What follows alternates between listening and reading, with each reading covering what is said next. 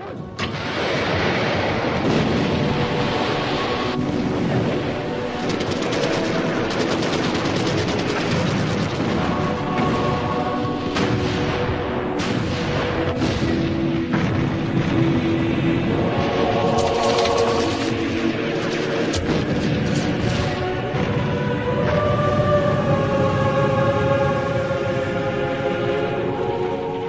the Battle of Atlantic Sunday has always been very, very important, especially for the public. Give them the people that weren't in the war, give them some idea of what went on back then, how desperate it was.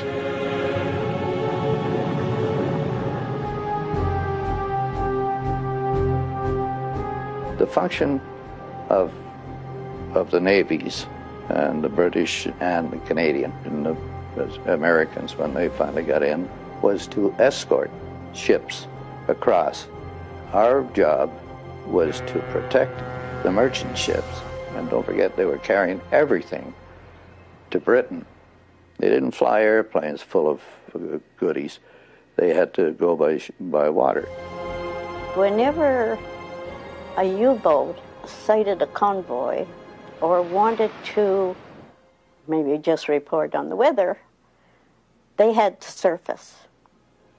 And when he was up on top, he was vulnerable to take a bearing on. So I'd be copying, say a frequency. We were assigned frequencies as we went on watch.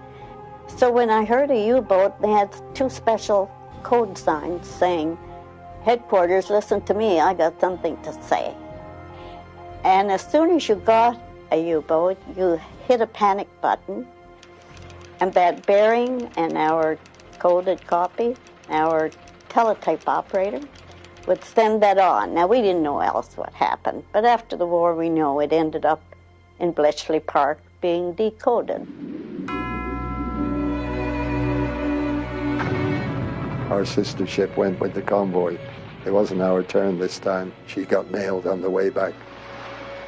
You didn't stop. You didn't stop at all. You plowed through wreckage. Ships ahead that had gone.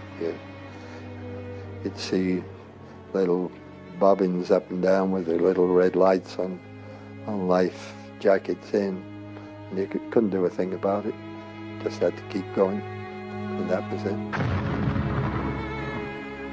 Remembering ships being blown up, ships that disappeared, cruising through, not cruising, but running through places where ships had been sunk, and there was jetsam and flotsam in the water. You knew somebody had got into trouble because of stuff bobbing around in the water.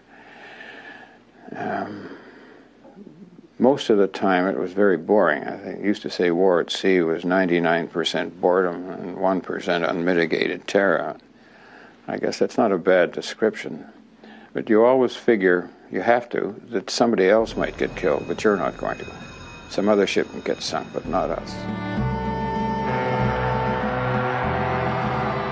When everything was all over, that was the best memory of everything, and all the mess and carnage and terrible thing of war. It was sort of your worst memory and your best memory all rolled into one, and it's something you went through, and something. I don't think there was anything worse than another. At a Battle of Atlantic ceremony, you don't remember all the people that you lost, or your friends, but somehow or other, one or more of their names comes into your thoughts.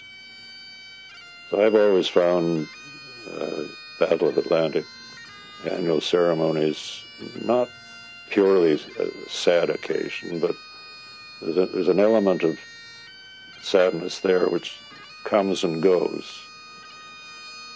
One way or another, it turns out to be an occasion for mixed feelings, if I could put it that way.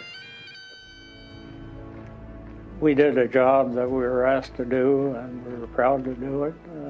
None of us think we were extraordinary. We were just people doing what we thought was our duty at the time.